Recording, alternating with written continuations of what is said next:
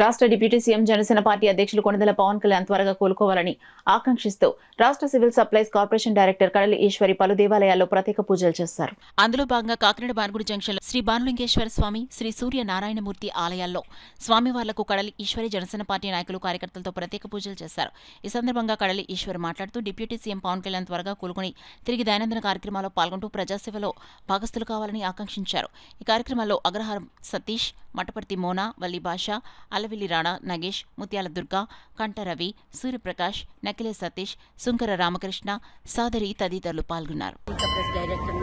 ఈరోజు మనం శివాలయం బానుగుడి దగ్గర శివాలయంలో పవన్ కళ్యాణ్ గారికి ఆరోగ్యం బాగుండాలి, ఆయన మళ్ళా మన ప్రజలతో మమేకం అవ్వాలి అని చెప్పేసి మన జనసేన నాయకులు అలాగే కార్యకర్తలు సిటీ జనం అందరూ కూడా ఈరోజు ఇక్కడికి రావడం జరిగింది. వాళ్ళందరూ కూడా ఈరోజు ఆయనకి ఆరోగ్యం బాగుండాలి, మనందరిలో మళ్ళీ తిరగాలని చెప్పేసి ప్రార్థనలు చేసి అలాగే గుళ్ళలో పూజలు చేసి హోమాలు చేస్తున్నారు.